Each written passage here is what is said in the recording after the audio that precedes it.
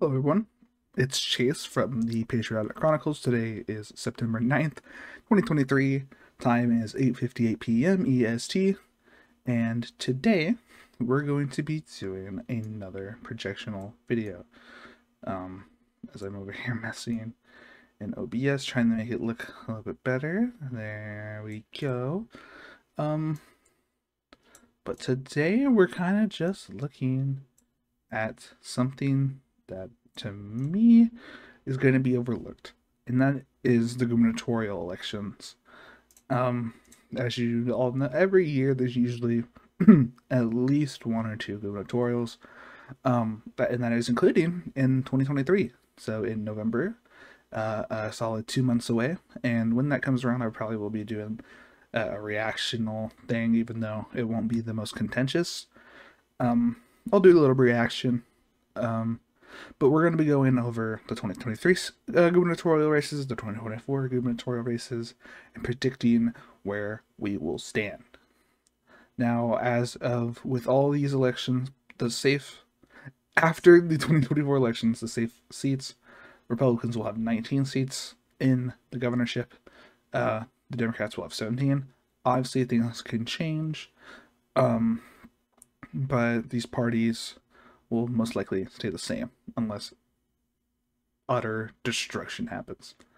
But again, we're going to start here in 2023, and first state we're going to be looking at is, I think, a pretty contentious one. Kentucky, whose current governor is a Democrat, which is surprising to probably many who aren't well aligned with politics. Because as most people know, Kentucky is a red state, but Kentucky has a Democratic governor, that being Andy Beshear. Beshear was elected, I think, let me check, there's gotta be, is that the first time he was elected? Yep, he was elected by just over 5,000 votes over Matt Bevin. In 2019 to become the governor. He is being faced with Daniel Cameron this year. Let's see. Now we have actual nominees that we can look at and be like, hey, this is who we're looking at when it comes to running. And with polling numbers, we have Andy Beshear, who's running with Jacqueline Coleman, the incumbent lieutenant governor. He was challenged in primaries, but no one really of note.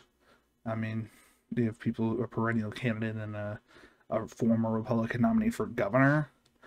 But you have Daniel Cameron, the current Attorney General of Kentucky, which is really interesting to look at, considering Dan Beshear was elected after serving Attorney General, and now he's being challenged by the current Attorney General, Daniel Cameron. I don't know if he's chose a running mate yet. I'm not assuming so, or would have been here. Yeah, I don't believe so. But what we're really looking at is not that. Oh my God, there's a lot. That's good to see. Is the general election polling and predictions. So I'm going to skip over that. Andy Beshear has had a very strong lead over Daniel Cameron, with the only close one being 47-47 back in May, from Signal, and basically, it's not really close. Andy Beshear is a very well liked governor in the state of Kentucky, and I don't see that changing anytime soon. So I'm not gonna give it safe. I'm gonna give it likely. Could Daniel Cameron make up for lost ground? Yes, but will he? I significantly doubt it. Next two states in 2023 are both going to be pretty clear cut. I will talk about Louisiana though. In a no word is difficult. In death, I guess. Their primaries have not occurred yet, so we don't know who the nominee will be. But we have enough information for me to make a pretty good guess on this. So most likely it's going to be Sean Wilson, from what I understand, is going to be the Democratic nominee, while a Republican nominee could be many people. But Jeff Landry, probably going to be that guy, the Attorney General. He has supported many Republicans. And just looking at it, what the Louisiana does, interestingly, is they do runoffs. So Landry and Wilson will meet up at some point after this first election, and will actually be competing against each other. Now, what we need to look at is, again, we need to look at Landry, we need to look at Wilson. How do polls put them against each other? And everyone, Jeff Landry wins, and it gets close. And could it end a different way? Yes, but the thing is that the only reason that the Louisiana governorship is Democratic is because John Bel Edwards is well liked. He was just a well liked guy in the state, but he's term limited. He can't run again. And with that being said, Louisiana, I almost would say safe for Republicans. I'm going to put it likely, but it should be safe. So that's a flip for Republicans. And I can almost guarantee that Mississippi, people are saying that Mississippi's race could be contentious. So I will look at it between Tate Reeves and Brandon Presley. Let's see. I don't need primaries. Most people see it as likely, but polls have shown it's closer than it probably should be. Tate Reeves, 46 and even. Brandon Presley winning one back in early 2023, but I don't think that the incumbent governor of Mississippi, a very red state, is going to be beat. And if it was a 2024 and a presidential year, I would characterize it as likely, but for the simple fact it's not, I'll consider it I would consider it safe, but we're going to consider it just likely. And it also helps people be able to distinguish what's what. So that does 2023. We're now looking at 2024, and we're going to speed through some of these unless I see fit. So Delaware, John Carney. You have a lot of term limited people. John Carney, Eric Holcomb, Mike Parson, Roy Cooper, Chris Sununu, Chris Sununu is retiring, and so is Jay Inslee and Jim Justice, who's running for Senate, as we talked about last video. A lot of these are going to be pretty easy to talk about. Delaware, Indiana, Mike Braun's going to be our governor. Mike Parson, Greg Gianforte are all pretty easy to call. And again, just for the sake of making things look good, I'll put them all likely, but these are most likely going to be safe states. And the only one I could see there maybe be contention in is the state of Montana. But they're not going to put up a good candidate against Greg Gianforte. I just don't see it. New Hampshire is probably the most contentious governor election. Chris Sununu is retiring. He's done. And you really blame him. The Republican Party does not like him. So you're gonna see who is running. You have Kelly Ayotte, the former senator from New Hampshire, and you've got Chuck Morse, the former president of the New Hampshire Senate, former acting governor, candidate for Senate in 2022. It'll probably be Kelly Ayotte, if I'm gonna be honest with you. And going to be going against, who knows? I don't know. Is there polling? Let me look at here. Kelly Ayotte, yeah, I figured that. Is there polling? Looks like it's gonna be Joyce Craig, a mayor of Manchester, New Hampshire, which is a big city, so obviously well liked, and we'll get a lot of that vote. And everyone is ranking it toss-ups, but you look at here and you see Kelly Ayotte, and this is from Emerson, and Emerson is, in my opinion, a fairly reliable source.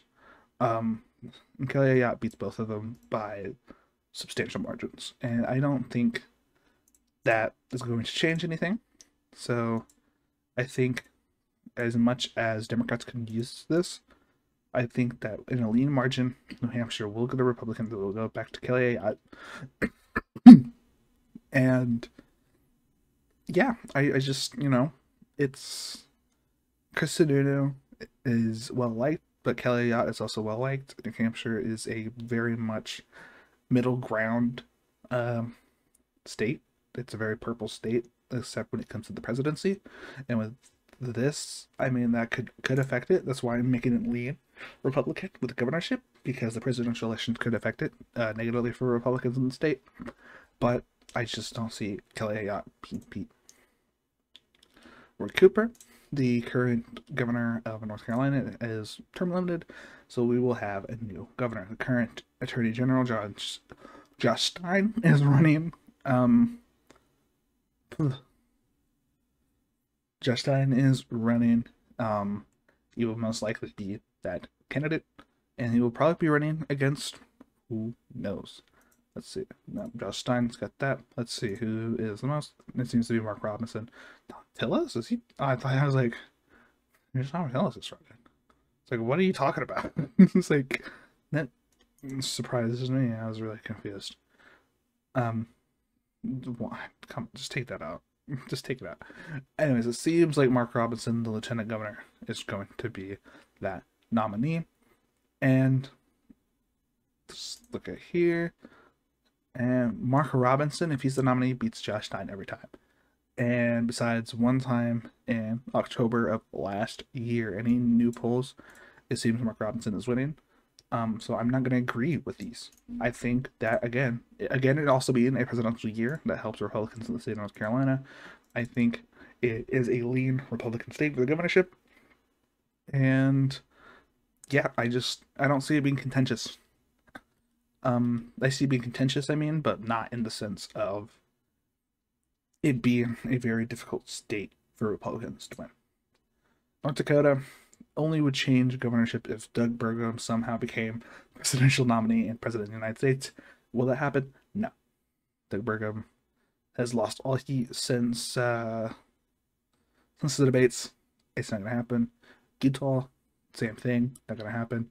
And Phil Scott, I'm not really going to talk about it, because if you know, you know. Phil Scott is the Republican governor of Vermont, the most Democratic state in the Union, and it's not going to change. He's running again. Phil Scott, very well liked. So, all these states, oh, nope, we'll get to West Virginia, are going to stay red. This is the Washington. Jay Inslee is retiring. I will look at this one a little bit. It will not be contentious. It will go to Democrats. But with Jay Inslee retiring, you have an open election. And let's see. Seems like Bob Ferguson is going to most likely be the leader. Yep, Bob Ferguson seems to be the leader there. The current Attorney General. You're not gonna tell me who the Republican? Oh, they did it weird. David Reichert? Jim Walsh is okay. Who's going to be the Republican? Does it say? Probably Raul Garcia or Bruce Danemir, or to anyone, I guess. I don't fucking know. Who is Bruce Danier? He's not running. Okay. But there's Reichert. So Reichert would probably be that nominee. There's not really any polling. It could be close. It won't. And yeah, governorships are a lot more kind of clear cut on which way they're going to get. The only ones that are going to be semi-contentious are New Hampshire and North Carolina, because as we were talking about, West Virginia, even though Jim Justice is term limited, is the most red state I can think of besides Wyoming. And let's see. Oh, Patrick Morrissey's running, yeah. So it'll be pretty. It'll be.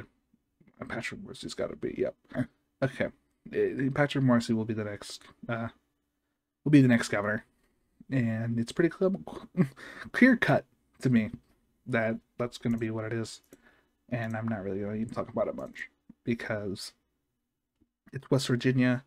So everything kind of stays the same to an extent, except that Louisiana goes to Republicans, North Carolina, I think, goes to Republicans, and so that kind of makes it a 30 Republican governorship to 20 Democratic governorship in the United States.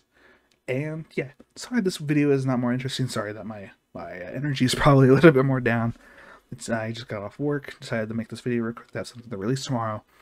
And yeah, so Republicans 30, Democrats 20 in the governorships. And also, I mean, as we get closer, we will look more in depth, especially in the 2023 ones coming up. And then in 2024, we'll have a lot to look at with it being a presidential year. But yeah, with that being said, hope you guys enjoyed the video. Comment, like, subscribe, do all that kind of stuff. Leave me a comment if you have any questions, comments, or concerns. And I will talk to you guys in the next video.